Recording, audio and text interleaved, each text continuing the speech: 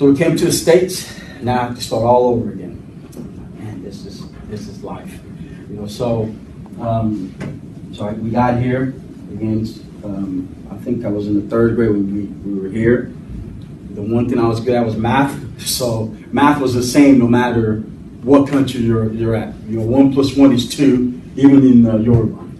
So everything else, I'm like, yeah, I got to start over. So I had to start learning English again, learning science, social study, all this other stuff. You know, the hardest part for me growing up wasn't trying to learn the language. Like I said before, just trying to communicate and try to, I guess, as a young kid, make friends. You know, one day I'm gonna write a book, and the title of the book's gonna be "The Man Without the Land." You know, when I got here, you know, I wasn't black enough to hang out with the black people. Obviously, wasn't white enough to hang out with the white people, so I was just there. So, you know, it was, you know, my parents brought me up, you know, to be respectful, you know, dress properly. So I didn't understand when I first got here, you know, when people sag, I didn't understand what that meant, you know, and then of course, but I didn't kind of speak slang so it was like where I'm stuck in the middle, you know, I didn't know how to relate to anybody, and then being from another country, I was just like, you know, what do I do? Then I started playing sports. Again, same thing with math. Sports is sports wherever you're at. You know, when you become teachers, don't assume that, well, these kids are just lazy. They may not understand what you're saying. And I sat in the classroom suffering by myself because I didn't understand what to ask. It wasn't like I didn't want to ask questions, but if you don't know what to ask, how can you ask a question? You know, so for several years, and even now as a college graduate and have my master's, hopefully by the end of this year I'll have a second master, thinking about working on a doctorate. I go back, if you had told me 10 years ago that I would have a master's, I'm like, yeah, right. I'm just happy just to get through a bachelor. I didn't want a bachelor, but you know, in order to play college soccer, you know, you have to get one.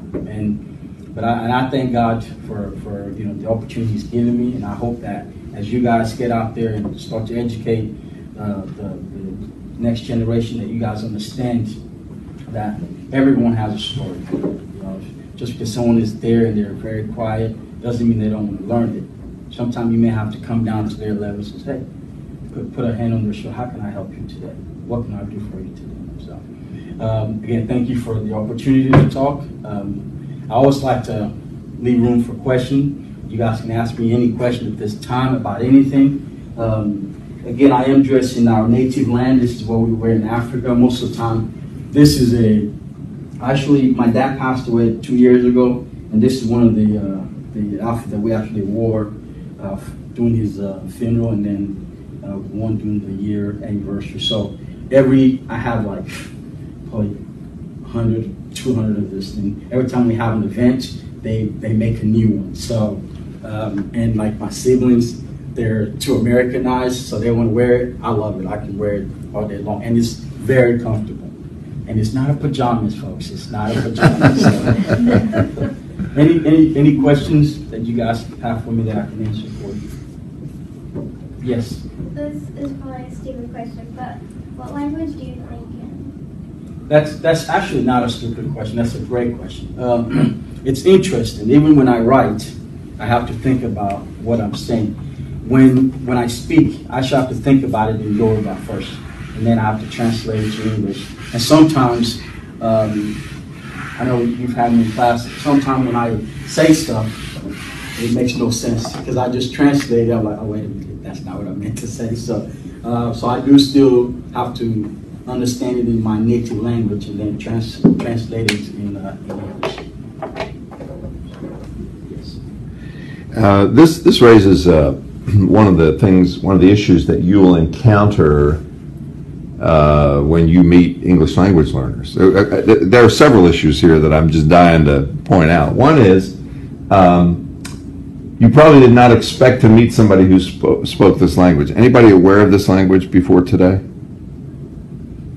No. You see, and the thing is, when you have English language learners, we all think that we're going to get Hispanic kids, and you are, but we think that's going to be the main deal. So if I learn a little Spanish, I'll be fine. But the problem is if you don't learn Yoruba or Farsi, or Hmong, where they speak in Vietnam. So this creates a very interesting issue. And there was one other important thing I wanted to say. I can't remember what it was. What were we just talking about? If his kids spoke then.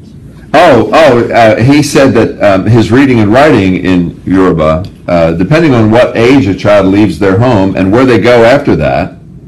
So you go from home to Germany to the United States, and now you're school age or whatever, or you're at a certain point at school. Remember, we talked about, Emmanuel, you talked about a little bit, trying to communicate with people in slang, but then there's the classroom. It's a different thing. We talked about, the Bix and Calp. So a kid might arrive in your class, and even if you were lucky enough to have somebody in the school that spoke in Yoruba,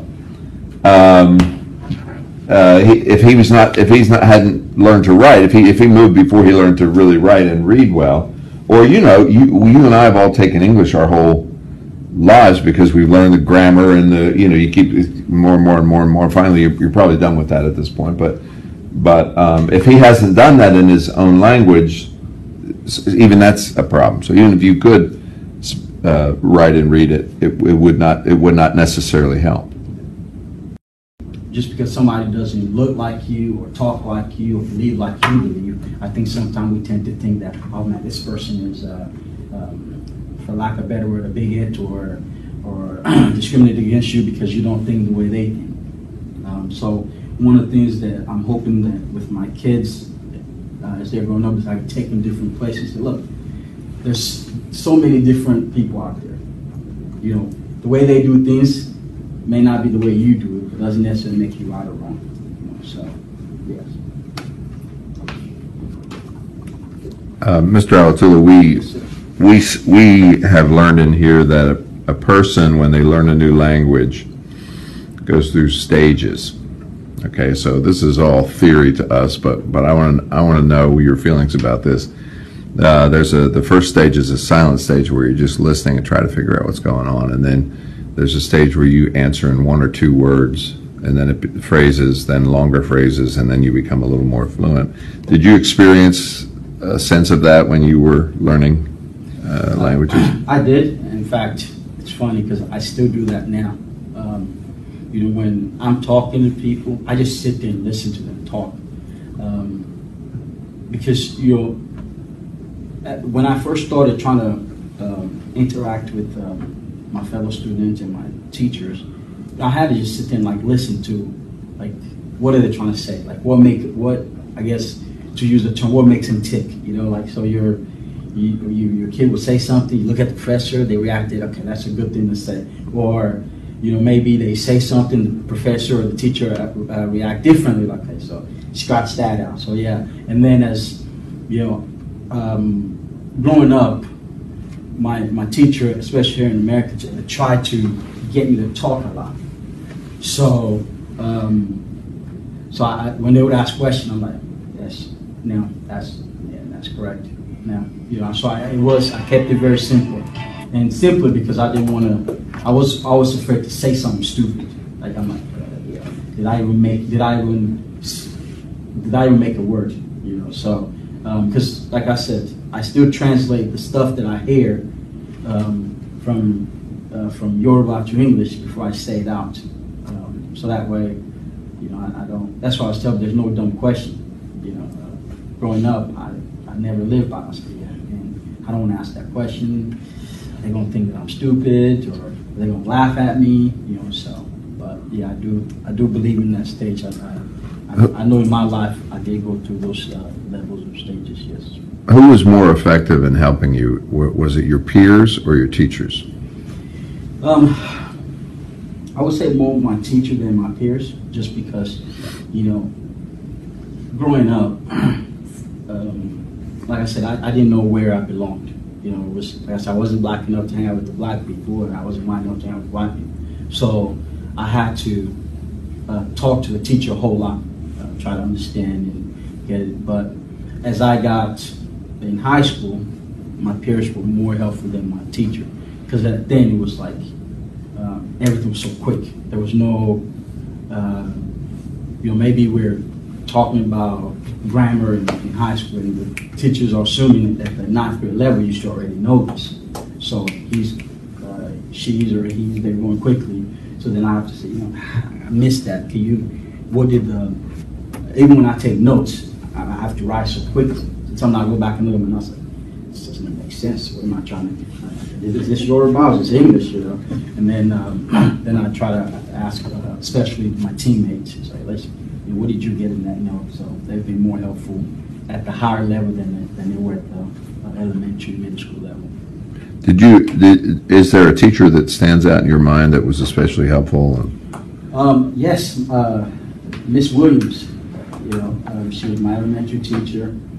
You know, it was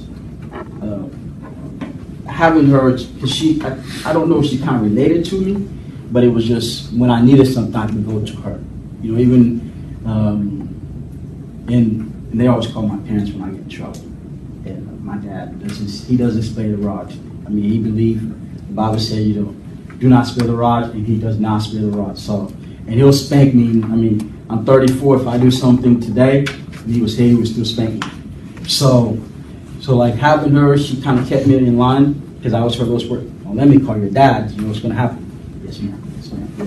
Yeah. And she was very patient, you know. One of the hardest things, especially when you're a kid, you're trying to do something, you fell a paper, or you felt something you felt like you put in all, like you spent so much time on. You know, you know, with her, it was like, okay, come here. What are you trying to say? You know, like I can kind of get the story here, but you're all over the place. You know? So she would sit down and like we would go through it and get me to understand why. You know, like for example, in Yoruba, I may say, Mufeloto, the bathroom I'm going. That makes no sense to you guys, because you say I'm going to the bathroom. So when I write it like that, I say, okay, I see what you're trying to say, but if you say it this way, it sounds better. And, you know, and when you're starting to communicate, you want to say this and this, or my worst is when you're saying, like, maybe you're saying coach and I, you say I and the coach. You're like, no, you always want to put yourself second. And so yeah, she was one person that, you know, I would thank if I started today for the success that I have today. So she took time with you. Yes. Were you ever made fun of in school? All the time. I mean, I've heard it all. I mean, I still remember some of them burning back in my head. You know, I've been called African booty scratcher, which I don't get that. I don't understand it till today. But I'm like, and it's funny because when I was growing up, I'm like, you know, you guys call me African. You're from Africa. Your ancestors from Africa, but they don't understand that. So kids were crew back in the days. I'm just kidding. But you know, but like I said, it did help me to be the guy I am today. You know, I mean, just being able to experience that. You know, I have sympathized with people now. You know, I see things that when I see things I don't like, I have to speak out. You know, growing up before it was just a guy in the corner. You know, you may see somebody maybe cheated on the test and just sit back here and say nothing. You know, or something that I see going wrong, just sit back there and just reserve. But now I'm just like, you know, I just have to help people. And I think in my job, sometimes it hurts me because, like, I had a couple of girls from over in another country that wanted to come play. You don't know, for those who play sports, we don't do full ride, but they couldn't afford it. You know, and I dwell on that because I just want to help them. You know, I want to help everybody just because of my experience in life. So. Give us 3 tips as teachers, 3 things we can do when we meet a kid from another culture or from another language group. 3 things that just really need to be there. Yeah. The first thing is get to know their culture. For example, for me, like if I was in trouble right now, let's say Dr. DeGeorge is the principal, and he's talking to me, in my country, I'm supposed to look down. I can't look him in the eye. In America, what they think you're lying if you don't look someone in the eye. So get to know their culture. The other one real quick is, you can't shake with the left hand. It's a sign of disrespect. And one more, and I'll move on to the second one. Or like in Africa, calling someone crazy is like cussing them out. It's the worst thing you can call anybody. So get to know their culture. And then secondly, be patient. I think when I think about Ms. Williams, that was the one thing that I'm like, man. Even when we were one-on-one, I asked the dumbest question. She didn't get flustered. Even though I may turn a paper in, and she's like, all right, this is how you do it. And it might be the third time that I've turned the same paper in, and it still have the same problem that was having before. She was patient. She kept working with it. And then most importantly, get the other student involved to learn about their culture, because like I said before, what makes us different is what makes us unique. So when they get to understand why this person does this, I think it'll help you in your classroom, help you understand them, and then help you in the classroom as how to deal with them, and then how the students will deal with each other.